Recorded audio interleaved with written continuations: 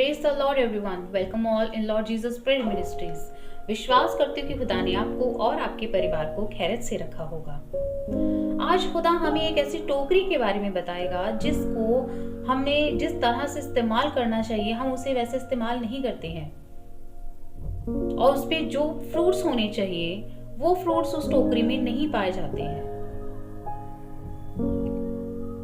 कई बार हमारे साथ ऐसा होता है कि वो चीज हमारे पास होती है, वो खुदा ने हमको वो टोकरी दे रखी है, लेकिन हम उसका इस्तेमाल नहीं करते हैं। इस्तेमाल करते हैं लेकिन हम उसके अंदर कूड़ा कचरा भर देते हैं, और जहां पर हमें उसको इस्तेमाल करना चाहिए, जिस तरीके से जिस सलीके से हमें उसको इस्तेमाल करना चाहिए उस तरह से हम उसे इस्तेमाल नहीं कर पाते हैं। तो आइए आज मैं आपको ले चलती हूँ नीति वचन उसका 25 बाब और उसकी 11वीं आयत। Proverb chapter 25 and verse 11। यहाँ पर कुछ इस तरह से लिखा है, जैसे चांदी की टोकरियों में सोने के सेब हों, वैसे ही ठीक समय पर कहा हुआ वचन होता है। आमीन। तो यहाँ पर खुदा का कलाम कहता है जैसे चांदी की टोकरियों में। यहाँ पर खुदा का कलाम हमसे ये बात कर रहा है कि जो चांदी की जो टोकरी है वो हमारी जबान है, और उसके अंदर जो वर्ड है, जो वचन है, वो उसके फ्रूट्स है। लेकिन ये जो खुदा बाप हमें जिन फ्रूट्स के बारे में बताना चाह रहा है वो फ्रूट्स हमारे पास बहुत कम लोगों के पास मिलते हैं, और बहुत कम लोग उनको अपनी टोकरी में रखते हैं। हम इस टोकरी के अंदर इतना कचरा भर के रखते हैं, इतना कूड़ा कबाड़ भर के रखते हैं कि जो खुदा का वचन हमसे आज ये जो बात कर रहा है कि हमको जो चीजें इसमें रखनी चाहिए हम उन चीजों को नहीं रखते हैं। बहुत सी बुरी बुरी चीजें रखती हैं। और आज मैं आपको ये भी बताऊंगी कि जो ये टोकरी है हमें इसके अंदर कौन से फ्रूट्स रखने चाहिए। आइए मैं आपको पहला जो फ्रूट है वो बताती हूँ। वो है 3 मैजिकल वर्ड्स हैं जो हमारी सबकी टोकरियों में होने चाहिए, जो हमारी सबकी जबान पे होने चाहिए। तो उसमें से जो फर्स्ट है वो है प्लीज। जब हमारे बच्चे होते हैं, जब वो धीरे धीरे करके बड़े होते हैं, जब कुछ समझने के काबिल हो जाते हैं, तब हम सबसे पहले उनको ये वर्ड सिखाते हैं कि बेटा अगर आपको किसी से कोई हेल्प चाहिए, किसी से कोई चीज चाहिए, तो आप उसको बोलो कि प्लीज मम्मा, प्लीज मुझे ये चाहिए, डैडी प्लीज मुझे ये चाहिए। तो हमको तो खुदा भी यही कह रहा है कि हम अपने इर्द गिर्द के लोगों के सामने प्लीज बोलते हैं कि तुम हमें ये चीज दे दो, तुम्हें ये, लेकिन खुदा भी तो चाहता है कि आप भी तो उसके आगे यही चीज बोलें, उसको भी तो प्लीज करके बोलें। कि अगर वो आपको दे देता है तो इसका मतलब ये तो नहीं कि हम उसकी रिस्पेक्ट करना भूल जाएं और उसके लिए जो चीजें इस्तेमाल करनी चाहिए हमें वो हम ना करें, या हम सीधा डायरेक्टली खुदा बाप से कहते हैं खुदा बाप आज हमें इस चीज की जरूरत है, प्रभु आप हमारी इस विश को पूरा कर दिए, हमारी इस इच्छा को पूरा कर दीजिए। हाँ वो कर देगा, डेफिनेटली कर देगा, लेकिन हमारी एक रिस्पॉन्सिबिलिटी बनती है, हमारे भी फर्ज बनता है कि जब हमें हमारा पिता जो आसमान पे बैठा है, जब वो हमें बिना कहे हर चीज दे देता है, तो हमारा फर्ज बनता है कि हम भी उसकी रिस्पेक्ट करें। तो आइए मैं इसी से रिलेटेड एक आपको वचन में ले चलती हूँ जो आपको मिलेगा मती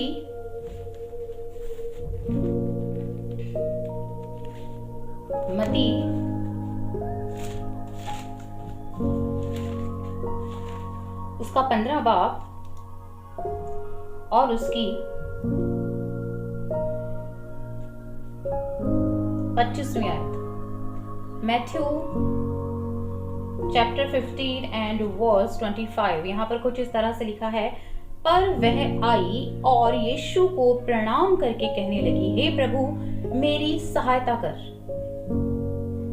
और अगर हम 22 को देखते हैं, इसी की 22 को हम पढ़ते हैं, तो यहाँ पर लिखा है उस प्रदेश से एक कनानी से निकली और चिल्ला कर कहने लगी। तो वो पहले चिल्ला रही थी, और उसके बाद जब 25वीं आयत में यहाँ पर लिखा है पर वह आई और यीशु को प्रणाम करके कहने लगी। बाद दफा हम भी खुदा के आगे चिल्लाते रहते हैं, दुहाई देते रहते हैं कि खुदा बाप हमारे पास ये नहीं है, खुदा बाप आज इसने मेरे साथ ऐसा कर दिया, खुदा बाप आज इसने ये इस तरह से मेरे साथ बिहेव किया, खुदा आज हमारे साथ ये घटित हुआ। हम कितना रोने पीटने लग जाते हैं खुदा बाप के पास जाके।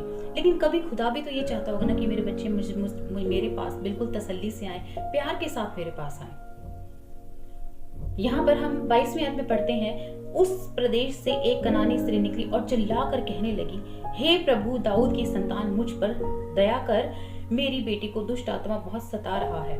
पर उसने उसे कुछ उत्तर नहीं दिया उसने उत्तर उसको। उसके बाद हम 25वें आयत में देखते हैं, पर वह आई और यीशु को प्रणाम करके कहने लगी, हे प्रभु मेरी सहायता कर। 26 में लिखा है, उसने उत्तर दिया। तो कभी कभी हमें भी तो ऐसा ही करना चाहिए।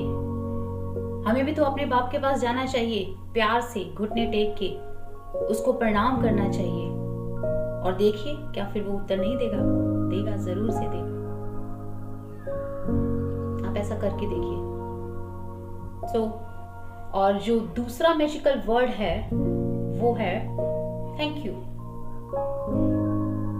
जब आपका बच्चा या हम किसी से कोई चीज मांगते हैं और वो हमें दे देता है, तो हम उसको क्या बोलते हैं? उसमें रिप्लाई में हम उसको कहते हैं थैंक यू, शुक्रिया कि आपने हमारे लिए ये काम किया।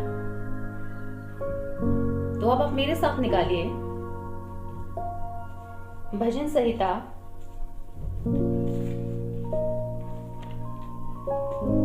50 बाब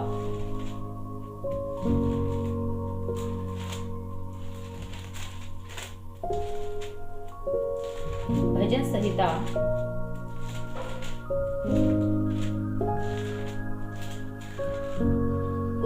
50 बाब और उसकी 23वीं आयत। यहाँ पर कुछ इस तरह से लिखा है, धन्यवाद के बलिदान का चढ़ाने वाला मेरी महिमा करता है।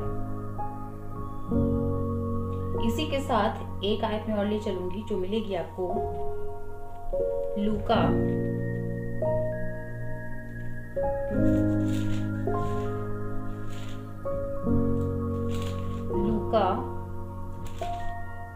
17 की 12वीं आयत, 12 से लेकर 18 तक हम पढ़ेंगे। किसी गांव में प्रवेश करते समय उसे 10 कोढ़ी मिले। उन्होंने दूर खड़े होकर ऊंचे शब्द से कहा, हे यीशु, हे स्वामी, हम पर दया कर। उसने उन्हें देखकर कहा, जाओ और अपने याजकों को दिखाओ। और जाते ही जाते वे शुद्ध हो गए। तब उनमें से एक यह देखकर कि मैं चंगा हो गया, ऊंचे शब्द से परमेश्वर की बड़ाई करता हुआ लौटा और यीशु के पांव पर मुंह के बल गिरकर उसका धन्यवाद करने लगा। और वह सामरी था। इस पर यीशु ने कहा, क्या 10 शुद्ध ना हुए? तो फिर भी 9 कहाँ है? 10 कोढ़ी आए थे और 10 में से सिर्फ एक इंसान था, एक कोढ़ी था जिसने यीशु को थैंक यू किया। क्या जो बाकी 9 बचे थे, क्या वो शुद्ध नहीं हुए थे? वो हो गए थे शुद्ध, लेकिन उन्होंने खुदा का धन्यवाद करना जरूरी नहीं समझा। कई दफा हम भी ऐसी करते हैं कई बार कि खुदा से हर एक चीज को ले लेते हैं, हर खुदा के आगे गिड़गिड़ाते हैं, रोते हैं, चिल्लाते हैं, विलाप करते हैं और खुदा से हम भीख मांगते हैं कि खुदा आप हमारी जिंदगी में इस काम को कर दीजिए। और वो हमारी एक गिड़गिड़ाहट पे हमारी आवाज को सुन लेता है और उस काम को हमारी जिंदगी में पूरा भी करता है। लेकिन बहुत कम लोग होते हैं जो वापस मुड़ कर आते हैं प्रभु को सिर्फ धन्यवाद कहने के लिए। बहुत कम लोग होते हैं जो खुदा को धन्यवाद देते हैं। कई लोग तो सिर्फ खुदा से नेमतें लेके, खुदा की बख्शिश लेके, खुदा की हर एक चीज को आशीषें लेके और वो चले जाते हैं। उसके बाद नहीं उनको पता कि कौन खुदा है, किसने हमें ये दिया। उनको सिर्फ लेने से मतलब था। लेकिन हमें ऐसा नहीं बनना है। हमें जो खुदा ने दिया है, जो कुछ भी चीजें दी हैं खुदा ने, चाहे हमारी जिंदगी में बहुत सी प्रॉब्लम्स आई हैं, कोई भी ऐसी मुसीबत आई है, तो भी हमें उसका धन्यवाद करना चाहिए। क्योंकि जब भी हमारी जिंदगी में मुसीबतें आती हैं, प्रॉब्लम्स आती हैं, तो वो हमें इम्प्रूव करने के लिए आती हैं कि हम उन परेशानियों का, उन मुसीबतों का, उस परिस्थिति का हम सामना कर सके, ताकि वो हमें और भी दृढ़ कर सके और भी मजबूत कर सके। तो हमें इन चीजों को भी देखकर पीछे नहीं हटना कि हाँ, आज खुदा ने हमें अच्छी आशीष दे दी तो आज हमने खुदा का धन्यवाद कर दिया, और नहीं दिया तो हमने कुछ नहीं किया। नहीं, हमें ऐसा नहीं करना चाहिए, बल्कि हर समय हमें उसका धन्यवाद करना चाहिए, जो उसने हमारे लिए किया उसके लिए भी, और उसने जो हमारे लिए नहीं किया उसके लिए भी, क्योंकि वो आगे करने वाला है उन चीज़ों को हमारी ज़िंदगी में। तो हम उन 10 की तरह ना बने, उन 9 की तरह ना बने जो जो जो एकदम शुद्धिकरण पाके, जिन्होंने अपने आप को यीशु से शुद्ध करवा लिया और बिल्कुल वो अच्छे चंगे हो गए थे, और उसके बाद वो पीछे मुड़ के चले गए। उन्होंने देखा नहीं यीशु को, एक बार भी उन्होंने धन्यवाद करना ज़रूरी नहीं समझा खुदा का, कि इसने हमें इतने कोढ़ से मुक्ति दिलाई है, इस बीमारी से हमें आज़ाद किया है, तो हम इसको धन्यवाद तो करें। नहीं, लेकिन उन्होंने नहीं किया। धन्य है वो कोढ़ी जिसने खुदा को धन्यवाद किया और घुटनों के बल बैठकर उसने प्रभु को उसके चरणों में बैठकर धन्यवाद दिया। तो हमें ऐसा बनना है। एंड लास्ट वर्ड है जो वो है सॉरी, जो बहुत ही कम लोग यूज करते हैं, जिसको कई लोग तो ये सोचते हैं कि वो नीचे हो जाएंगे अगर उन्होंने सॉरी बोल दिया तो, पर लेकिन यही वर्ड है जो रिश्तों को भी बचा के रखता है। जिसको अपना रिश्ता बना के रखना होगा वो जरूर से इस वर्ड का सही तरीके से इस्तेमाल करेगा, और जिसको रिश्ता तोड़ना होगा तो वो इसको उस वर्ड से कोई भी मतलब नहीं रहेगा। तो आइए हम इसके भी बारे में पढ़ते हैं कि ये जो मैजिकल वर्ड है ये सबसे ज्यादा स्ट्रॉन्ग वर्ड है, और ये आपको मिलेगा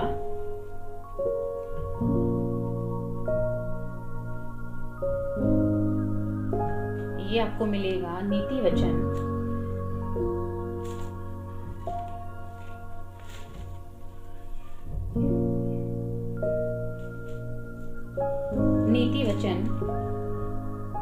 28 बाब और उसकी 13वीं आयत। Proverbs chapter 28 and verse 13। यहाँ पर कुछ इस तरह से लिखा है, जो अपने अपराध छिपा रखता है उसका कार्य सफल नहीं होता, परंतु जो उसको मान लेता है और छोड़ भी देता है उस पर दया की जाएगी।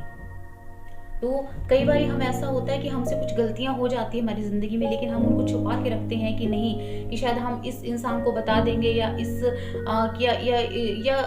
किसी को भी अगर हम इस चीज के बारे में बता देंगे तो शायद उसका और मेरा रिलेशन खराब हो जाएगा, या वो लोग मुझे समझेंगे नहीं, या हमारे बीच में बहुत सी प्रॉब्लम्स क्रिएट हो जाएंगी। अगर मैंने ये चीज़ बता दी तो हमारा ये रिश्ता ख़त्म हो जाएगा, वो मेरे बारे में क्या सोचेगा। तो ये सारी चीज़ें हमारे अंदर चलती हैं, लेकिन यहाँ खुदा का कलाम कह रहा है कि जो अपने अपराध को छिपा रखता है उसका कार्य सफल नहीं होता, लेकिन उसको जो मान लेता है और छोड़ भी देता है उस पर दया की जाएगी। तो ये जरूरी है कि आपसे जो भी गलती गुनाह पाप हुआ है, कोई भी अपराध हुआ है, तो आप उसको कन्फेस करें उसको, और किसी के आगे नहीं, आप चाहे परमेश्वर के आगे उसको कन्फेस करिए और खुदा से माफी मांगे कि खुदा बाप आज हमने ये गुनाह किया है, आज हमने ये गलती की है, तो आप हमें क्षमा कीजिए। दुनिया के आगे तो हम बहुत सी सॉरी बोलते हैं, लेकिन उसको समझने वाला कोई नहीं होता, लेकिन आप उस खुदा से सॉरी बोलिए जो आपको समझता भी है और जानता भी है और आपको क्षमा भी करता है। और हम इन्हीं चीज़ों के डरते हम अपनी कई गलतियां हैं, कई गुनाह हैं, हम नहीं बताते लोगों को कि शायद वो क्या सोचेंगे, लेकिन खुदा बाप आपसे ये बात कह रहा है कि तू मुझे बता, कि तुझे किसी और को बताने की जरूरत नहीं है, तू मुझे बता कि तुझसे क्या गलती हुई है। जो भी गलती हुई है तू मुझसे सॉरी फील कर, मैं तुझे उससे आजाद करूंगा, मैं तुझे क्षमा करूंगा। और जब हम खुदा के साथ इस चीज को लेके चलते हैं तो खुदा का और हमारा रिश्ता बहुत मजबूत हो जाता है, बहुत मजबूत होता है। वो तो जानता है कि हम जब पैदा ही जब हम पाप से हुए हैं तो हमारे साथ ये गलतियां, ये चीजें सब होती रहेंगी हमारे साथ में, लेकिन एक कन्फेस करना खुदा के सामने इस चीज को, वो भी बहुत बड़ी बात है कि आप खुदा के आगे इस चीज को कन्फेस करें, अपने गुनाहों की, अपनी खताओं की माफी मांगे खुदा से, और खुदा से कहें कि खुदा बाप आप इस चीज़ के लिए आप मुझे क्षमा करें और मुझे हिम्मत दीजिए कि मैं इस आगे से इन चीज़ों को ना कर सकूं। अगर आप किसी इंसान के आगे जाओगे ना सॉरी मांगने के लिए, तो आपको वो इंसान पता क्या करेगा। आप सपोज कीजिए आपसे कोई गलती हुई और आप किसी इंसान के पास जा रहे हो, उसको सॉरी फील करने जा रहे हो, तो पहले तो पूरा ऐंठ के दिखाएगा आपको कि भाई तूने गलती करी है, अब तू माफी मांग, अब तू मेरे आगे घुटने टेक, मेरे आगे गिड़गिड़ा, मेरे आगे रो, ये कर, जो मैं कहूँ तू वो कर। क्यों? क्योंकि तूने गलती की है। क्यों? हमें खुदा तो हम जो हमारा खुदा बाप है वो तो हमें इतनी बड़ी पनिशमेंट नहीं देता, तो तुम कौन होते हो जो हमें इतनी बड़ी पनिशमेंट देते हो, ये चीजें कहते हो। हमारा जिसने हमको रचा है, जिसने हमें अपने हाथों से बनाया, उसने तो ये चीज कभी नहीं कही कि तुम मेरे आगे घुटने घुटने टेक के, गिड़गिड़ा के, रो के, आंसू बहा बहा के तुम ये चीज मेरे लिए करो और जो तुमको मैं कहूंगा तुम वो करो। नहीं नहीं, खुदा बाप थोड़ी ना बोलता है ऐसा, ये तो इंसान बोलता है, आदमी बोलता है ये बात। और जब हम उसके हाथों की रचना है, हम अपने आप को बहुत बड़ा दिखा देते हैं, उससे भी हम बड़ा सोचते हैं अपने आप को कि हम भी बहुत बड़े हैं और तो कोई कुछ नहीं है भैया, हम भी बड़े हैं बस, क्योंकि तुमने गलती करी है, हम तो दूध के धुले हैं। वो अपने आप को ऐसा दिखाएगा कि भैया मैं दूध का धुला हूं, तेरे से गलती हुई है, तू क्षमा मांग मुझसे, तू मुझसे माफी मांग। वो ऐसे आपको, वो इस तरह से आपको अंदर से पूरा बिल्कुल ऐसा तोड़ देता है ना वो इंसान आपको, तो वो सामने वाला एकदम ऐसे आपको बिखेर देगा पूरा। और इतनी बड़ी आपकी गलती नहीं होगी जितनी वो आपको रियलाइज कराएगा कि तूने ये किया, तूने ये किया, तूने ये किया। नहीं, इतनी बड़ी गलती हमारी होगी नहीं जितनी, लेकिन वो इंसान को रियलाइज करा के बिल्कुल अंदर से निचोड़ देगा, पूरा आपको बिल्कुल बिखेर, इंसान आपको पूरा अंदर से बिखेर देगा, बिल्कुल आपको तोड़ देगा कि आपको ऐसा रियलाइज होगा कि आपने शायद बहुत बड़ी गलती करी है अपनी जिंदगी के अंदर। बेशक उसको अपनी गलतियां नहीं याद आएंगी, उसको अपनी गलती नहीं दिखेगी कि भाई मैंने भी तो बहुत सी गलतियां करी हैं, मेरी भी तो गलतियों को क्षमा किया गया है। वो ये चीज नहीं याद रखेगा, उसको सिर्फ आपका जो गुनाह होगा, जो आपका अपराध होगा, उसको वो दिखाई देगा। वो उस चीज को नहीं सोचेगा कि मेरी जिंदगी में मुझसे भी गलती हुई है, वो इस चीज को नहीं देखेगा। वो सिर्फ आपको इस नजरिए से देखेगा कि दुनिया में सबसे बड़ा पापी तू है। सो प्लीज ऐसा मत करिए। आपसे गलती हुई है, गुनाह हुआ है, तो आप खुदा के पास जाइए और खुदा से कहिए कि खुदा बाप, मैं अपनी गलती को आपके सामने स्वीकार करता हूँ कि मैंने आज इंसान को जिस इंसान ने मुझसे आज तक इस तरीके से बात नहीं की, जिस इंसान ने मेरे लिए आज तक इतना अच्छा सोचा, मेरे लिए इतना अच्छे अच्छे काम किए, मैंने आज उसके लिए इस तरह से ऐसा सोचा, मैंने उसके लिए इस तरह से आज उसको मैंने बेइज्जत कर दिया, बुरी चीजें बोल दी, मुझसे कुफ्र निकाल दिया उस इंसान के लिए, तो आप उस चीज के लिए उससे उस खुदा बाप से आप क्षमा मांगे। और अगर आप किसी इंसान से भी अगर आप माफी मांगते हैं, तो मैं उस इंसान से भी ये बात बोलूंगी कि अगर कोई आपसे माफी मांगने आता है तो आप उसको इतना नीचा मत दिखाइए कि सामने वाला बिल्कुल अंदर से टूट जाए और वो अपने आप को अपनी नजर में इतना ज्यादा गिल्टी फील करे, खुद को इतना ज्यादा फील करे कि उसने बहुत बड़ी गलती करी है। तो सिर्फ आप उसको क्षमा कर दीजिए, उसको कहो ठीक है। हाँ, और अगर आपको रिश्ते को बचाना है तो आप जरूर से क्षमा करेंगे। जिस इंसान को अपने रिश्तों को तोड़ना होता है, वो इंसान कभी भी सॉरी या उसके लिए ये वर्ड्स कोई मायने नहीं रखते हैं। उसको कोई मतलब नहीं है कि कोई किससे सॉरी बोल रहा है, कुछ बोल रहा नहीं, उसको कोई मतलब नहीं रहेगा। अगर जिसको अपने रिश्तों को बचाना है, अपने लोगों को बचाना है, वो इन चीजों को जरूर से फॉलो करेगा। और मैं फिर से आपसे यही बोलूंगी कि अगर आपसे कोई भी गलती हो जाए इन फ्यूचर, या अगर हो गई है, तो आप सिर्फ खुदा से कन्फेस करिए अपनी गलतियों के बारे में। लोगों को मत बताइए, लोगों को मत दिखाइए, लोगों के आगे मत गिड़गिड़ाइए, क्योंकि जब जमीन और आसमान का मालिक आपसे ये बात बोल रहा है कि तुम मेरे आगे आओ, मेरे आगे घुटने टेक कर दिल से क्षमा मांगो, मैं तुम्हें एक ही बारी में क्षमा कर दूंगा, तुम्हें 10 बार बोलने की जरूरत नहीं है। विश्वास करती हूँ कि इस वचन से आपने बहुत सी आशीष को पाया होगा, और ये भी विश्वास रखती हूँ कि जो आपकी जो चांदी की जो टोकरी है, इसके अंदर इन 3 वर्ड्स को, जो ये 3 मैजिकल वर्ड्स हैं, इनको आप जरूर से रखें अपनी टोकरी के अंदर, ताकि इसकी जो कीमत है, इसका जो दाम है, वो और भी बढ़े। और जितना भी कूड़ा कचरा, जितना भी कूड़ा कबाड़ आपकी टोकरी में भरा है, तो आप उसको बाहर निकाल फेंकिए। और जो खुदा का कलाम आपसे कह रहा है, जिन चीज़ों को खुदा का कलाम आपको फॉलो करने को कह रहा है, आप उन चीज़ों को फॉलो करें और अपनी टोकरी की वैल्यू को बढ़ाइए। सो गॉड ब्लेस यू ऑल, कि खुदा आप सबको इस वचन के द्वारा बहुत ऐसे आशीष और बरकत दे। और विश्वास करती हूँ कि ये वचन आप सबकी जिंदगी में बहुत ऐसे काम करेगा। God bless you. Praise the Lord.